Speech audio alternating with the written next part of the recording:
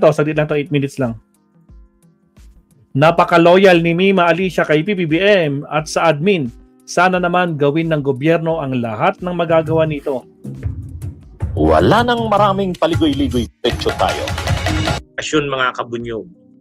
Sa tingin ko dapat din sa administrasyon na matindi namang pinaglaban ni Mima Alicia ang administrasyon ni PBBM. Dapat ano rin sa part ni UC Claire Castro, kahit hindi naman yan mainstream media, vlogger lang yan. Pero nakita nyo naman ang kanyang mga vlogs, ang kanyang mga sinasabi. Napaka loyalista nito sa Marcos.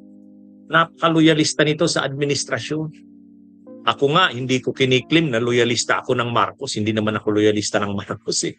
Ako, hindi naman ako loyalista ng administrasyon. Sinusuportahan ko lang yung mga patakaran ng administrasyon na sa tingin ko tama. Pero pinupuna ko yung mali. Pero ito si Mima Alicia, hindi yan. Talagang pro-admin yan, pro-Marcos yan. Hindi niya yan kinakaila. So sana naman sa part din ng administrasyon, kay UC Claire Castro makarating din naman, paki-recognize naman ng itong naging laban ni Mima Alicia. Maaaring hindi tayo agree, ang iba sa atin hindi agree sa estilo niya. Kasi may pagkapakipagbardagulan din yan si Mima Alicia. Totoo din talaga, medyo sa amin sa Bicol, ang tawag niyan, marara ang bibig. Alam niyo yung marara ang bibig? Yung marara, ano ba yung Tagalog ng marara? Yung matindi rin ang bibig niya ni Mima Alicia. Ano yan? Bardagulan style ang vlogging niyan eh. Kung ako, hindi nyo ako nakikitang nagmumura, hindi ako nagbabastos. Si Mima Alicia, may panahon talaga yan na pinatapatan ang DDS, bardagulan talaga. Kaya nga galit sa kanya ang mga DDS. Maaaring ang iba hindi agree sa style niya. Pero irespeto natin yung niya. At kung pagdating sa kanyang political standpoint, walang duda yan. Loyalista yan ng Marcos. Loyalista yan ng Marcos. Hindi niya yan tinatago. Ako nga, wala akong picture na kasama si BBM. Wala akong picture kasama si Lisa Araneta. Ako nga, hindi pa nakapunta ng Malacanang. Ako nga, hindi pa naka-attend ng mga patawag ng mga vloggers ng BBM. Kasi hindi naman ako loyalista eh. Pero yan si Mima Alicia, loyalista talaga yan. Pro-Marcos yan.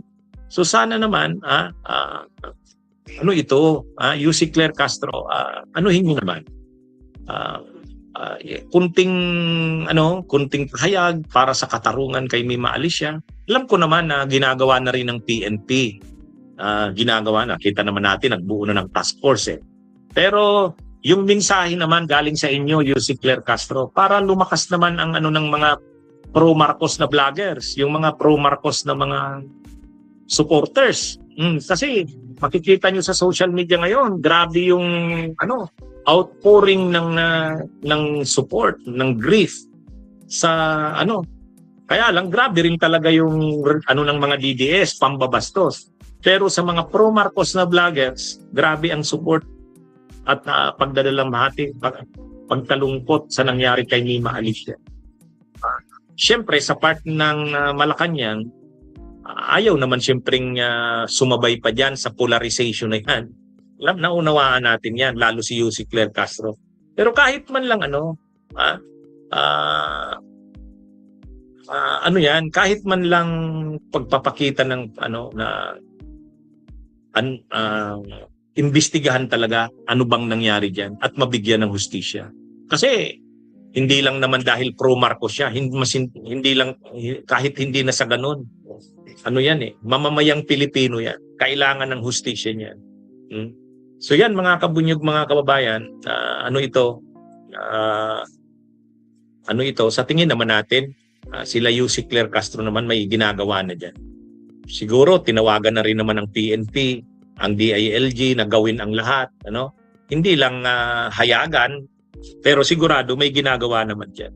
Kaya lang alam naman natin ang ibang mga pro-BBM bloggers, naghahanap sila ng napapanood ko yung mga vlogs nila. PNP Chief Nartates, SILG Jun Bicrimulya, pinaglaban kayo ni Mima Alicia, ang administrasyon, pinaglaban ni Mima Alicia. Bigyan mo naman siya ng bigyan nyo naman siya ng hustisya. Kaya maunawaan naman natin. Unawaan naman natin yung siyempre nalulungkot, naghahanap talaga ng hustisya ang mga vloggers na kaibigan ni Mima Alicia. Kami kasi ni Mima Alicia, hindi naman kami niya hindi naman kami nagkasama na may isang activity yata na magkasama kami, yung impeach Sara, nandun yata siya noon. Nandun siya Sa Liwasan. mga pro-BBM vloggers. Liwasan Bonifacio. Kaya lang ako kasi, hindi naman ako kasama sa mga pro-BBM vloggers. May grupo sila nagdi-meeting sila, minsan naiimbita sila sa Malacanang. Ako kasi hindi naman ganun. Hindi naman ako nai-invite diyan. Hindi pa ako nakatuntong sa Malacanang. Hindi pa ako nakapapicture kasama si BBM or si Lisa Araneta. Pero ako kasi, kahit hindi naman nila ako kilala, kahit hindi naman nila ako naiimbitahan or pag tama, pag mali, o ganun tayo. Kahit naman ang mga pro-BBM vloggers, hindi din naman nila, alam din naman nila, si Enzo Recto, yan, independent-minded yan. Pinaglalaban niya ng administrasyon dahil sa tingin niya tama. Pero pag may mali rin ng administrasyon, pinupuna din yan. Ganun, alam nila ako niyan. Nakasuhan na nga ako sa NBI. Inciting to sedition daw, di ba? Okay lang yun. Ewan ko kung na-dismiss na ba yun. Hindi naman ako pinatawag na uli. Okay, so yan mga kabunyog, mga kababayan. Sana itong mabigyan ng hustisya si Mima Alicia. Yung binuong task group na nag-iimbestiga, sana gawin ito ang lahat at malaman talaga malaman talaga yung buong katotohanan diyan. At sa mga DDS naman, kunting respeto naman sa atin namang Pilipino, kultura naman natin 'yan. Pagdating na sa patay, tayo, kahit kaaway natin 'yan, kahit hindi tayo hindi tayo nagsasalita, hindi tayo nagpapakita ng iinsulto sa patay. Sana hindi mawala yung ganun. Hindi mawala yung ganun sa atin. Kahit man tayo masyadong polarized na ang politika natin, anti-Marcos, anti-Duterte, Dilawan, yan. Huwag mawala yung ating pagiging tao. Hindi na tama yan, hindi na makatao yan. Nawawala yung ating humanity. Diba, mga kabunyog, mga kabayan? Okay, magandang araw sa inyong lahat. Mabuhay po tayo.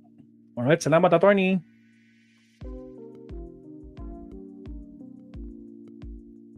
Alright. So, dito tayo magtatapos, mga kabsat. Actually, mini-message sila ako, mga kabsat. Sir Leonardo, cut. Mini-message sila ako. Actually, tinatanong nila, Maestro, darating ka ba? Sabi. Kay Mima, sa burol niya. Hindi ko pa sinasagot kasi sa totoo lang, may klase ako bukas kasi school days. Pero pag weekend yan, pwede kong gawin yan. Pwede kong bahay lang, nag-ayos ng files. Pero kasi, hindi ko alam. Kasi kung mag-absent ako, putragis, mabibigla yung mga estudyante ko. Wala ako bukas, may activity sila bukas sa akin. Nakita ko post na Ballpoint. Nagpuntahan na sila. Yes, nagpuntahan na sila. Yung pinakita ko rin kanina. Yung kay Ballpoint. Si Ballpoint. Good point. Pinost niya, kasama niya sila Team 30, ayun. Sila Senator Lacson. Ayan. Alright. Hindi naman mga tao yung DDS Blanc. Ganun ba, Sir Leonardo? Nandiyan ka pa sa Manila, Sir Leonardo? Si Arda yan, nandyan ba? Naku po. Napapaisip tuloy ako sa totoo lang. Kasi sa totoo lang, tinan nyo may message ako ni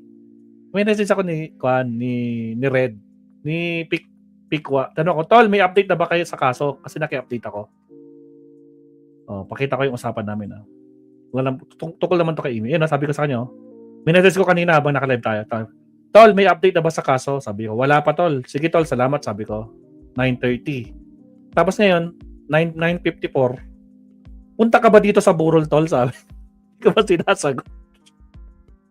Hindi ko ba sinasagot si Kamsat Red.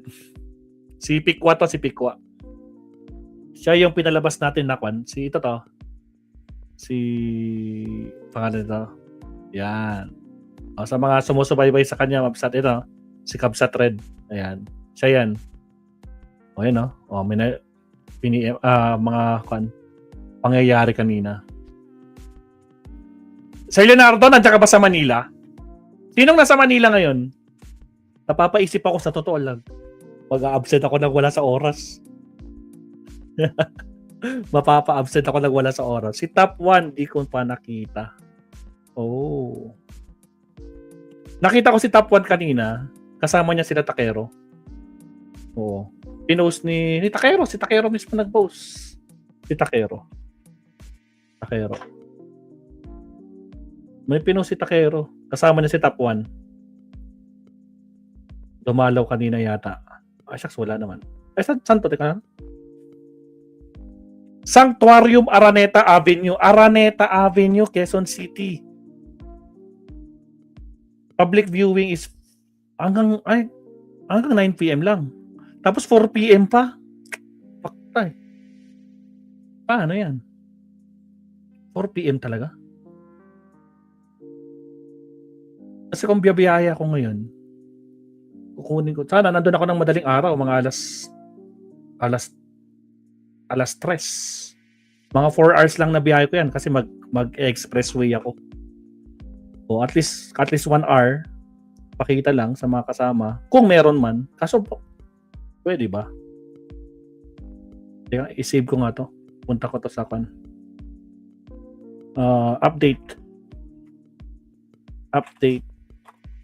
update sa burol ni Mima. Yan, share ko para pag sakali. Kung napag-isip-isip ko, pero sa totoo lang may work talaga ako, Mabsat, may work ako. Alam niyo naman, maestro tayo, nagtuturo tayo sa college, sa isang university dito sa Baguio, na talagang busy rin tayo, Mabsat, no? Pero syempre, wala na kasi akong time, sa totoo lang. Kung weekend yan, walang problema. Sige, go ta. Alam niyo sa totoo lang, Kapsat, ano pag-isip ko kanina? Putragay, akala ko Sunday kanina. Akala ko Sunday talaga. Kasi iniisip ko pag Sunday ngayon, baka nakaburol na si Mima. Iniisip ko kanina, putragis, kumakatok yung guard. Pinapatanggal yung sasakyan kasi nga, may trabaho na dito. Kasi malapit ako sa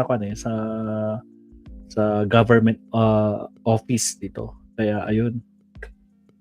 Nasa Taguig ako. Well, prayers for Mima is life. Uy, nasa Taguig lang si Sir Leonardo. Sige, Sir Leonardo, pag sakaling ako na natopak. Tingnan natin. So, sabi ko muna ito mga kasama ko. Kasi ang concern ko, yung time. Kasi alam niyo naman, biyabiyahe ako ng ganito, tapos ako lang mag-isa. Kaya, let's see. Halata namang troll yung mga laugh emojis. Ayun. Pareho tayong maestro. Akala ko linggo. Kaya nga, nainis ako eh. May kumakatok sa bahay dito kanina umaga. Ginigising ako ng guard. Sir, yung sasakyan, sabi. Ay, shucks, Lunes pala ngayon. Sabi ko, putragis, Diyos ko po, Lord Rudy. Kasi sa totoo lang, akala ko talaga Sunday. Tapos biglang Lunes na pala. Putragis. Sir Leonardo, kung sakali, may time ka ba bukas? May time ka ba, Sir Leonardo? Or busy ka bukas? Busy ka ba? Sino pa taga Manila dito? Sino pa taga Manila? Si Ardayan. Kailangan kong i-meet si Ardayan kasi may ibibigay daw siya sa aking t-shirt. O parang sinabi ko wala pa akong time. Pero dahil dito, baka, ewan ko. Pwede naman. Pero siyempre, pupunta ako doon, pupunta kay Mima. Tapos, siyempre gusto ko rin makita yung mga kasama natin na nandito. Alam ko yan si Sir Leonardo. Kung tagig. Punta natin si Cayetano, Sir Leonardo. Coffee tayo na malamig, panahong umulan. Sabi naman ni Minty kayon. Umuulan pa rin dito sa Baguio, mga kabsat. Umuulan po. Well, pwede naman magpamisa ka sa Baguio para kay Mima. Pwede rin. Oo, actually. Pwede rin, Sir Dinardo.